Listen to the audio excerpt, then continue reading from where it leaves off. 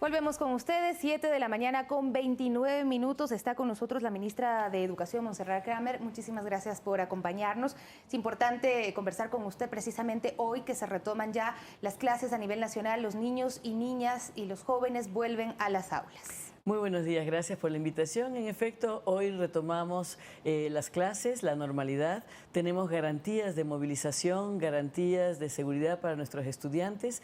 Así que empezamos y recuperaremos próximamente, ya están enviados los lineamientos para recuperación de las clases y acabaremos de manera absolutamente normal este ciclo escolar. Ya se tiene pues tranquilidad en todas las regiones del país, todos los lugares donde hubo pues esta convulsión social en los días pasados. Sí, afortunadamente creo que la sociedad en todos los sectores, actores y partes y lugares del país estamos deseosos de recuperar la paz, de volver a la normalidad. Hemos hecho una evaluación rigurosa, zona por zona, distrito por distrito, y sabemos que estamos listos y estamos trabajando con nuestros directivos, con nuestros docentes, de justamente motivar a nuestros estudiantes a que se expresen, a que canalicen sus emociones, a que reflexionen, a que analicen.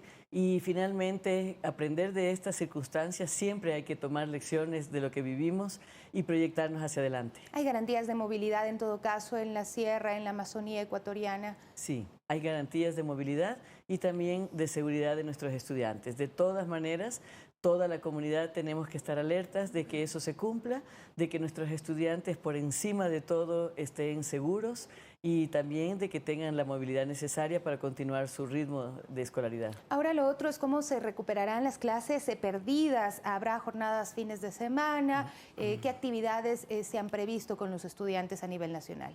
Enviamos ya algunos lineamientos al respecto. Podemos decir que hasta el momento la Sierra ha perdido 7 días de clase, la Costa 6 y Galápagos afortunadamente ninguno porque no ha tenido actos de violencia y vandalismo.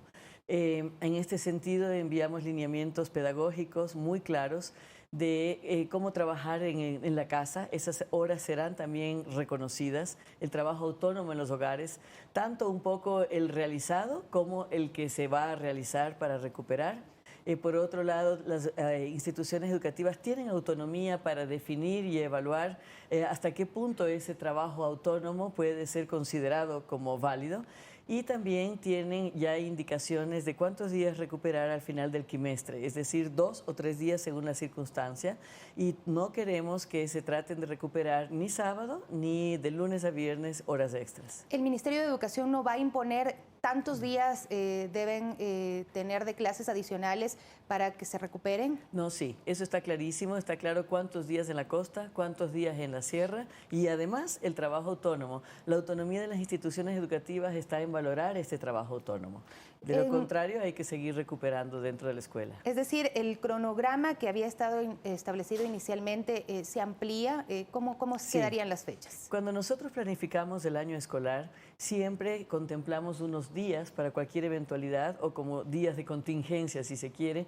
Y en efecto, afortunadamente están estos días. Por lo tanto, el cronograma escolar se mantiene tal como tengan previstas sus ferias de emprendimiento, cualquier tipo de actividad que tengan prevista para los fines de semana y también de seguimiento del currículo, pero se prolongará el quimestre. Se prolonga en la sierra y se prolonga en la costa de 2 a 3 días.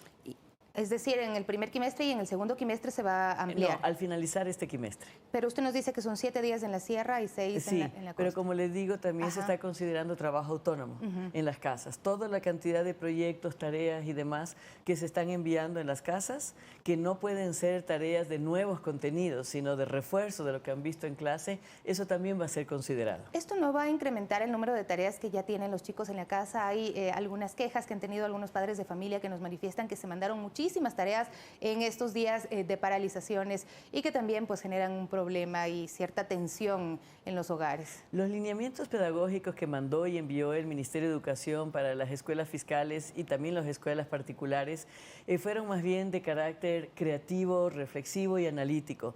Pedimos y solicitamos que no fueran nuevos contenidos porque los padres y madres no pueden apoyar en muchos de los casos a la realización de estas tareas. Sin embargo, en efecto, tenemos algunas quejas de, sobre todo el sector particular, en el sentido de que se les ha enviado en excesivo monto de tareas, sobre todo de contenidos que ellos no pueden apoyar y que eso les causa más bien angustia. Y hemos convocado a los diferentes directivos y docentes de ambos sectores, particulares y fiscales, que eso no sea así, que se canalice adecuadamente el trabajo autónomo en las casas. ¿Y cuál ha sido la respuesta? Bueno, la respuesta es siempre afortunadamente positiva. Debo decir que el ámbito educativo en general, particular, fiscal, municipal, fiscomisional, en fin, ha estado en estos casos muy participativo, pero pacífico, consciente y muy responsable.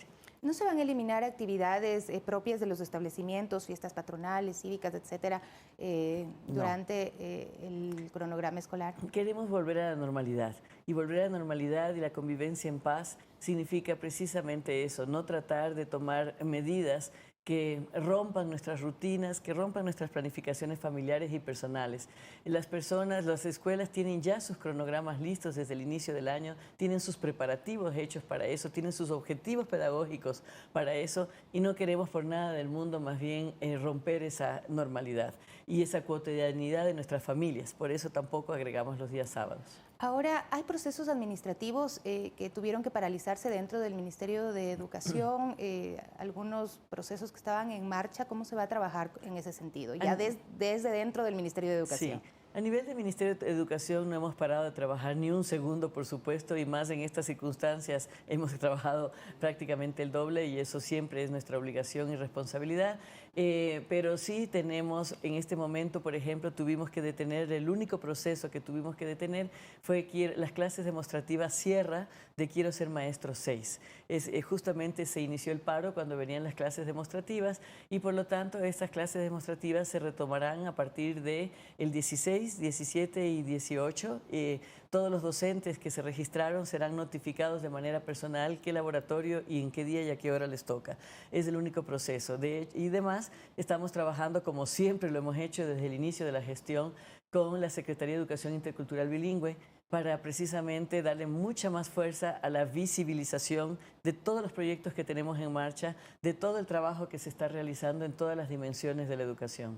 Es importante lo que usted acaba de mencionar, porque también el sector indígena manifestaba la necesidad de que haya un enfoque muchísimo mayor hacia la educación intercultural bilingüe en el país, la educación que llega a los sectores donde habitan pues estas comunidades. Sí, es un desafío para la educación, para la sociedad, en realidad, fortalecer la calidad de la educación intercultural bilingüe. En eso tienen absolutamente toda la razón. Es un desafío fuerte tener docentes de calidad que dominen la lengua. La educación intercultural bilingüe tiene un eje central que es la lengua. Esa lengua representa toda una cultura, y no podemos por nada del mundo permitir que se esfumen, que desaparezcan. Es una lucha permanente por eso, y también eso tiene que ir combinado con la calidad de la educación a nivel nacional e internacional, para que nuestros estudiantes interculturales indígenas puedan continuar sus estudios luego y puedan insertarse en una vida laboral, social, académica, en la medida de todas sus capacidades. Ahora, ministra, ya para finalizar, ¿cómo abordar con los estudiantes la realidad que se vivió en el país durante los días pasados, esos hechos de violencia, la protesta social como tal, la protesta legítima? ¿Cómo conversar con ellos? Me imagino que en las familias los padres estarían haciendo un esfuerzo, pero ya en las aulas, ¿qué sucede? Sí, estamos también haciendo un esfuerzo en las aulas, que incluso trabajando con nuestros directivos y docentes, porque obviamente todos somos humanos, todos hemos vivido momentos realmente, sobre todo en la Sierra Ecuatoriana, momentos que no habíamos vivido nunca, violencia y vandalismo que no habíamos vivido nunca. Estamos haciendo un fuerte esfuerzo de nuevamente se expresen todas las emociones, se canalicen, pero que tomemos conciencia que si bien nuestra prioridad es la paz del país, reconstruir los tejidos sociales y volver a la paz y a la normalidad, también tenemos que tener conciencia de cuál es la situación real del país.